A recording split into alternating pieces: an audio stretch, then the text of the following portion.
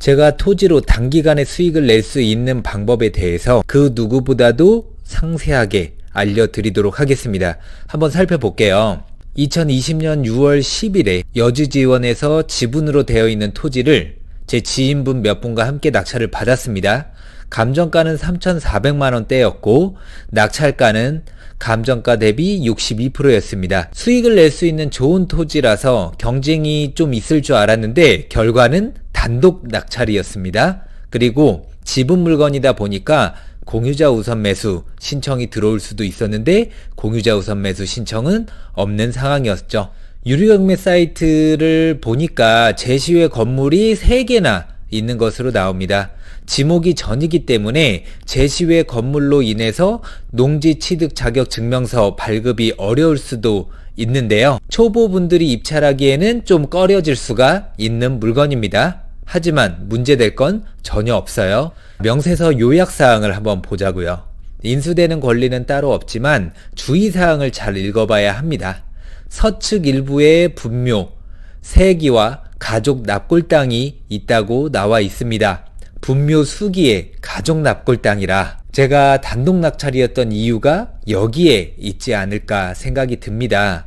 우선 첫 번째로 지분 물건이고 두 번째는 제시외 건물도 3개나 있고 세 번째는 분묘 세기와 납골 땅까지 있으니 물건의 하자가 많을수록 경쟁은 낮아지고요. 낙찰 확률은 높아집니다. 이 모든 것들이 저에게는 기회라고 생각을 했죠. 자, 분묘 관리 상태를 한번 보자고요. 한눈에 봐도 묘지 관리가 정말 잘 되어 있죠. 분묘를 설치할 때 비용도 꽤 많이 들었을 겁니다. 이 정도면 최소 2천만원 이상 들지 않았을까라는 생각이 들어요. 공유자분들에게는 이 땅이 반드시 필요할 수밖에 없다는 어떤 확신이 들었습니다. 그리고 주변을 살펴보면 넓은 토지 위에 다양한 나무들이 심어져 있고요. 묘뿐만 아니라 토지 전체가 관리가 잘 되어 있는 상황입니다. 배나무에도 배가 주렁주렁 열려 있는 상태였죠. 제시외 건물들 모습인데요. 낙찰을 받고 직접 찾아갔었는데 관리자 한 분을 두고 이 토지와 분묘를 관리를 하고 있는 상황이더라고요. 이렇게 누군가에게 관리를 맡긴다는 거는 공유자분들께서 삶의 여유가 좀 있다라고 생각을 하실 수가 있어요. 그래서 현장에 갔었을 때는 사람이 없어서 창고에 이렇게 쪽지를 붙여 놓고 왔거든요. 쪽지를 붙이고 다음날 이 전체 토지를 관리하고 있는 관리자분과 통화를 할 수 있었는데요.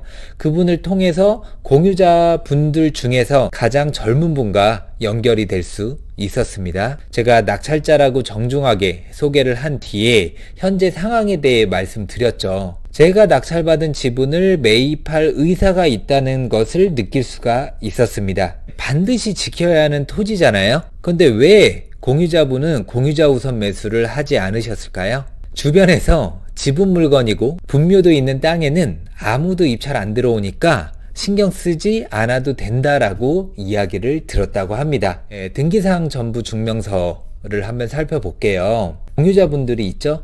7분의 1씩 나눠져 있습니다. 유치성을 가진 분들이 공동으로 소유를 하고 있고 등기부상 적혀있는 주소들을 한번 보세요. 다들 여유가 있어 보이십니다. 거주하는 곳들이 서초구라든지 송파구라든지 강남구, 강동구네요. 사진과 서류상으로만 봐도 입찰을 안 할 이유가 없었죠. 2020년 8월 10일 전자소송을 통해서 공유물 분할 청구 소송을 접수했습니다. 모든 분들에게 소장이 도달이 됐습니다. 그리고 2020년 9월 28일 첫 통화했던 공유자분에게서 답변서를 받았습니다. 답변서 내용은 뭐냐? 현재 선산으로 사용하고 있는 토지라 원만한 조정을 원한다는 내용이었습니다. 이렇게 답변서 도착 후에 일주일 뒤에 법원에서 조정 기일이란 게 잡혔어요. 서로 원만하게 협의하라는 거죠. 그래서 제가 답변서를 확인 후에 바로 공유자분에게 전화를 드렸습니다. 제 토지를 매입할 마음이 있으시다면 굳이 조정기일에 법원까지 가서 만날 필요는 없다. 공유자분께서 법원에 안 가도 되는 건가요? 제가 이런 일은 처음이라고 하시면서 어떻게 진행을 해야 되는지 여쭤보시더라고요.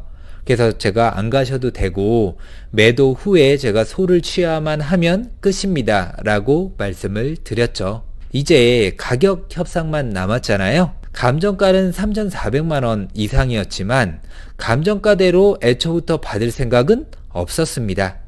경매를 통해서 제가 시세보다 저렴하게 낙찰을 받았기 때문에 마음은 언제나 편안하고 여유롭죠. 최초 협상 가격은 3천만원으로 시작을 했는데 서로 조금씩 양보를 해서 결국 2,750만원에 매도하기로 합의를 했습니다. 저렴하게 낙찰받았기 때문에 제가 600만원가량 가격을 내려서 매도를 할 수가 있었던 거죠. 공유자분의 후배가 법무사로 일을 하고 계시더라고요. 그래서 법무사 사무실에서 진행하기로 했습니다. 2020년 10월 17일 토요일 16시에 법무사 사무실에서 뵙는 걸로 약속을 했죠. 법무사분에게 가지고 온 서류를 모두 전달 드렸죠. 꼼꼼하게 살펴보시고 매도 서류에 이상이 없음을 확인을 받았습니다.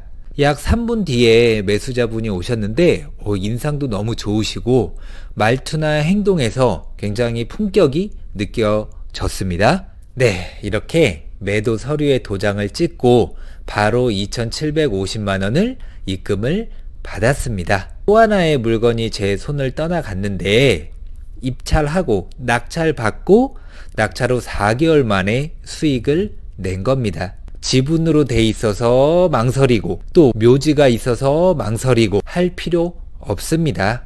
지분 투자 어렵지 않고요.